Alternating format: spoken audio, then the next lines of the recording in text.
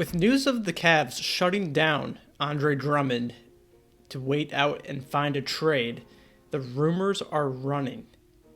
Now, the unique thing about the Drummond situation is that he makes $28.7 million this year.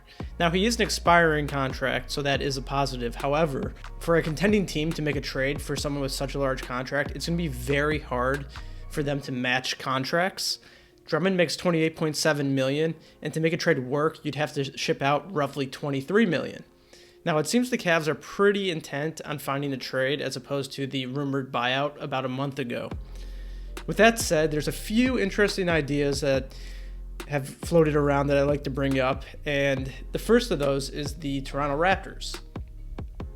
Now, the Toronto Raptors are desperately needing, much like any of these teams we're about to talk about, a defensive low post presence, a guy who can dominate the boards, someone like that. Now, to match salaries for Toronto, they'd have to trade someone like Norman Powell, Aaron Baines, Patrick McCaw, and even a fourth player maybe. That's going to be very difficult for a contending team to ship off, 3 to 4 guys for one person. It might not make a lot of sense for them.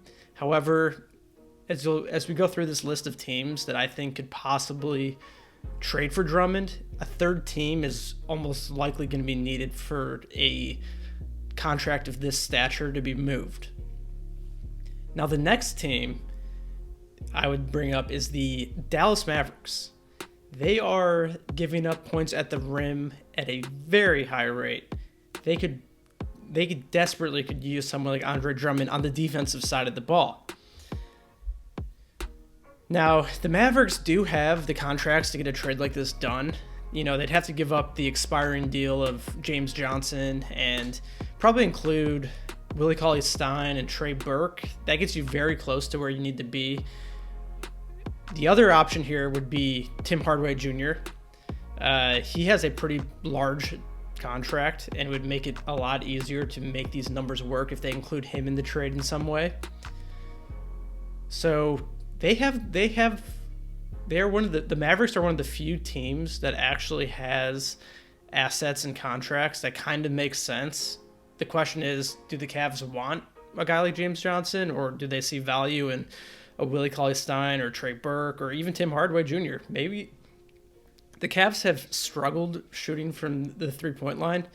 Maybe getting a guy like Tim Hardaway Jr., who is an upgrade over what they have now with Isaac Okoro shooting the ball. So it's very interesting. They could be a sleeper team.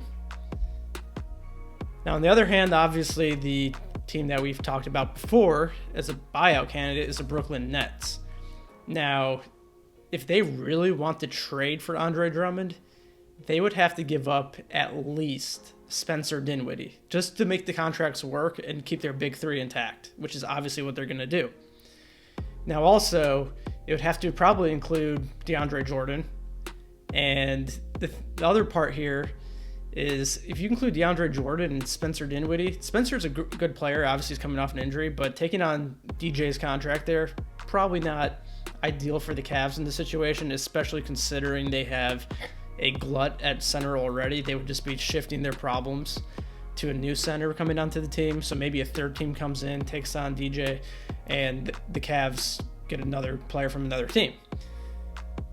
Now, also, if they were to include Dinwiddie and, say, Joe Harris, that could be pretty enticing. They might have to add a little bit of money there to make it work, but that is a very enticing move. But in all likelihood, with the Brooklyn Nets, they're probably going to play the buyout market. Trading at this point, hurting their depth, probably not the approach they want to do, even though Drummond would probably help them greatly. Another interesting team would be the New York Knicks. Now, the Knicks do have $15 million in cap room, so that means they don't have to match that salary of Andre Drummond to make it work. So that opens up the possibility of who they can move for him and not have to give up a whole lot. On one hand, they just lost Mitchell Robinson for at least a month. The Knicks do seem to be competitive this year, and they also are making moves to get better. Like, they just recently acquired Derrick Rose. They are trying to improve and compete now. So Drummond kind of makes sense there. They have a hole at center with Mitchell Robinson out, so they could probably offer something around, not a very enticing package, but an interesting package in that it's some younger players who can maybe contribute for Cleveland. So let's say like Frank Nicolina and Kevin Knox, and then maybe like a Nerlens Noel to make the contracts work.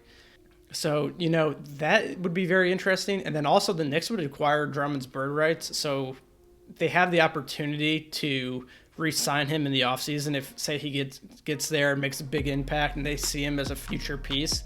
All of a sudden, the Knicks just added another center. Although I would probably prioritize Mitchell Robinson over him in this case, but it'd still be very interesting nonetheless. I think one of the most interesting teams here for a Drummond trade would be the Boston Celtics. The Celtics have a $28.5 million trade exception from when they signed and traded Gordon Hayward. Well, that means it's still not quite a match for Drummond's contract, but it would be kind of crazy for the Celtics to absorb that contract outright, which means maybe they would look for a third team to kind of offset the salaries, because just absorbing $28 million on top of what they already have signed would be a massive hit to their cap and luxury tax and all that. So they could always look into a 3-team deal. I doubt they would want to include someone like Marcus Smart to try and make a more evenly balanced contract trade. There have been rumors about moving Kemba, but that just doesn't seem right. I don't think moving Kemba for Drummond would be something that would make any sense. So really, they would have to try to get creative, find a third team. I don't think they'll use the exception for Drummond, but if they truly were thinking, hey, let's go all in, let's use that exception, I think that's a great idea in a world where money doesn't matter, but obviously it does. So out of all these teams I mentioned, I think the team that could use them the most is still probably the Nets, maybe the Raptors. However, I think the team with the most likely scenario and assets that kind of make the most sense for a trade to work are the New York Knicks. Let me know in the comments below who you think makes the most sense in a trade for Andre Drummond.